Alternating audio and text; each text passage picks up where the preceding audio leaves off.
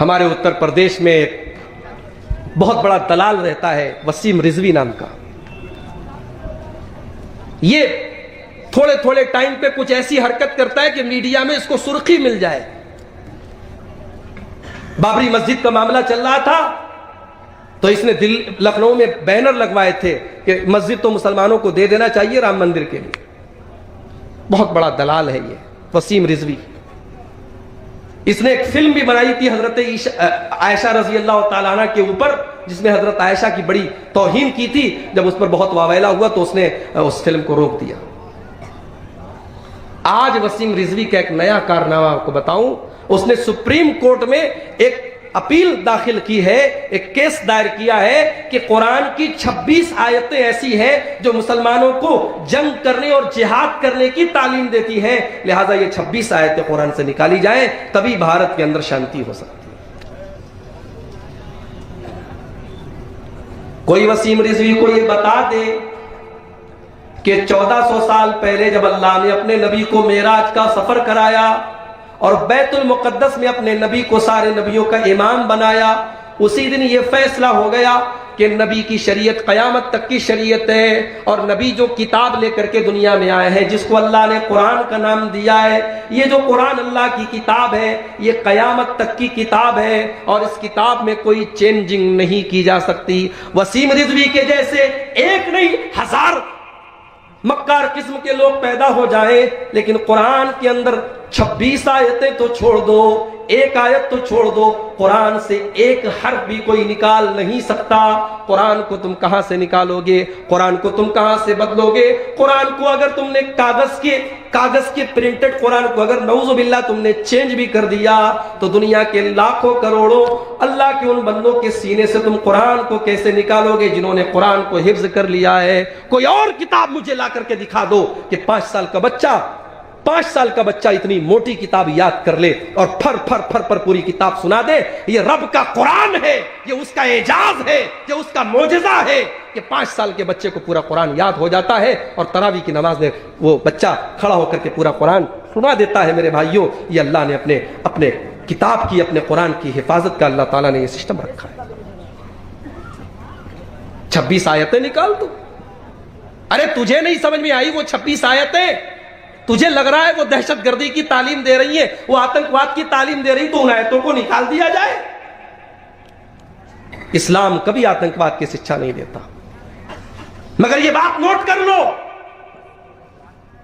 इस्लाम अमन का दीन है, शांति का दीन है, मगर अमन करने वालों और शांति करने वालों के लिए शांति का दीन है। फसादियों के लिए, मुजरिमों के लिए, समाज को बिगाड़ने वालों के लिए अमन और शांति नहीं है। भाई हमारे यहां पुलिस का डिपार्टमेंट है कि नहीं है? पुलिस के हाथ में बंदूक भी है, पुलिस के हाथ में डंडा भी है। अब कोई कहे भाई ये पुलिस वाले तो बड़े दहशतगर्द हैं, बड़े आतंकवादी। जी नहीं, पुलिस वाले दहशतगर्द नहीं, आतंकवादी नहीं है। पुलिस का काम है कि क्रिमिनल और मुजरिम और अपराधियों के लिए वो सख्ती करे, वहां सख्ती की जरूरत है। हमारा भारत बहुत अच्छा देश है, हम शांति को पसंद करते हैं, अमन को पसंद करते हैं, मगर भारत की और नेपाल की बॉर्डर पर हमारे जवान बैठे हुए हैं, भारत और पाकिस्तान की बॉर्डर पर हमारे फौजी बैठे हुए हैं कि अगर सरहद के उस पार से कोई गलत हरकत हुई हम मुंह तोड़ जवाब देंगे। वहां शांति की नहीं, वहां जवाब देने की जरूरत है। इस्लाम ने जहां जंग की जरूरत है वहां जंग करने की तालीम भी दी है। कुरान में कहीं यह नहीं कहा गया कि तुम निर्दोष लोगों की हत्या करो, कुरान में कहीं नहीं कहा गया तुम किसी काफिर को, किसी गैर मुस्लिम को जहां पाओ कत्ल कर दो। कुरान ने जंग के हालात में जंग करने का हुक्म दिया है और जंग के मैदान में भी मेरे नबी का जो दीन है, मेरे नबी की जो शरीयत है, वो जंग के हालात में भी अखलाक की तालीम देती है।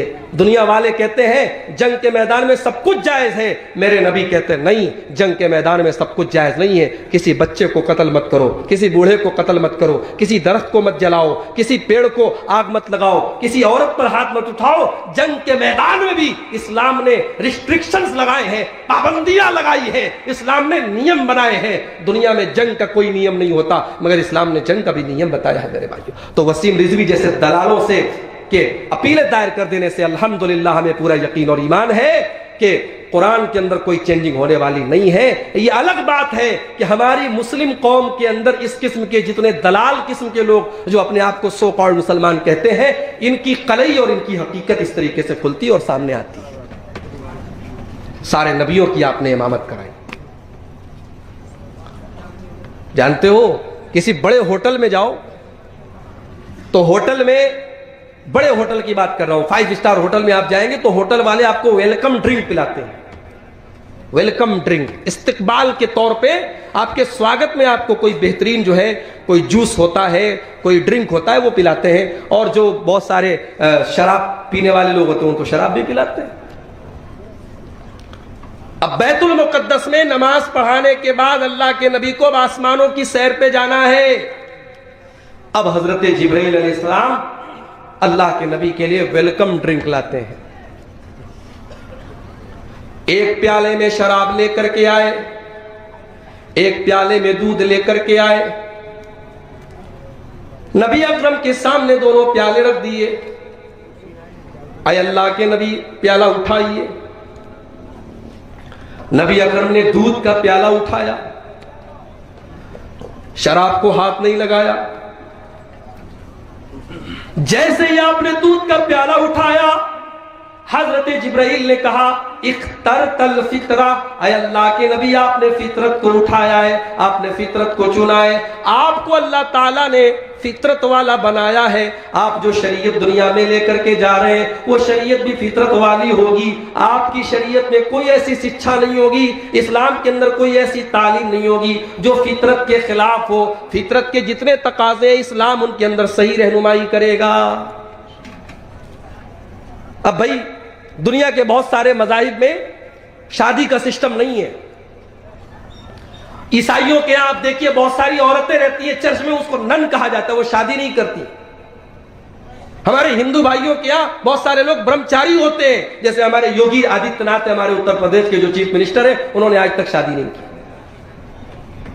उनको सिखाया गया शादी करोगे धर्म भ्रष्ट हो जाएगा, शादी मत करो, ब्रह्मचारी बने रहो। इस्लाम ने यह नहीं कहा। इस्लाम ने कहा शादी करो।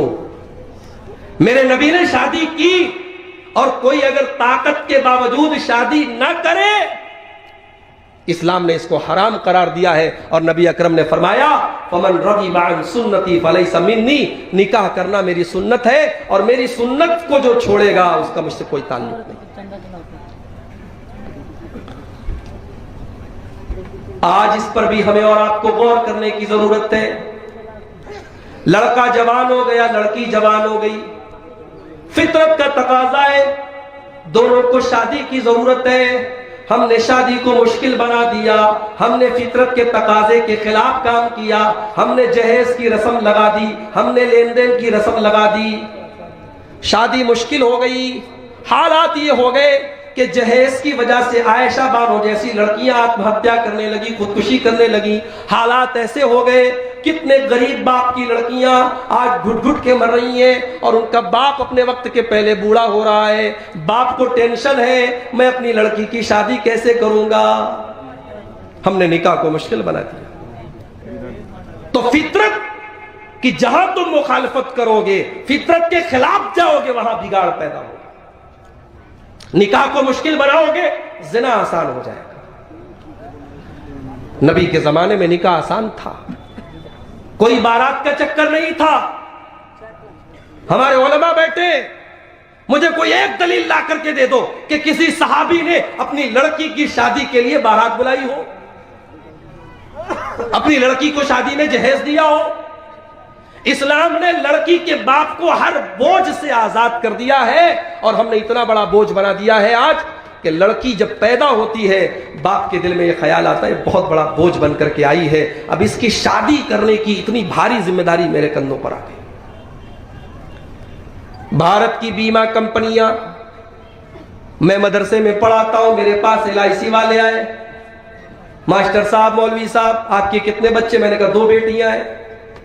कहने लगे ये प्लान ले लीजिए, ये कन्या फला है और ये कन्या फला है, 15 साल तक आप इतना पैसा दीजिए, फिर बाकी पैसा सरकार देगी, और 15 साल के बाद जब आप अपनी लड़की की शादी करेंगे इतने लाख रुपए आपको मिलेंगे। जरा गौर करो, हमने लड़की को क्या बना दिया मेरे भाई, हमने बोझ बना दिया लड़की को। हालात ये है कि जब हम अपनी जिंदगी के कारनामे गिनाते हैं, हमने ये किया, हमने मकान बनाया, हमने ये किया, हमने वो किया, हमने 3 लड़कियों की शादी की। इतना बड़ा काम है लड़की की शादी करना, लड़की इतना बड़ा बोझ बन गई, उसकी शादी करना इतना मुश्किल काम हो गया कि बाप बेचारा मजदूरी करे, खून पसीना बहाए और चिंता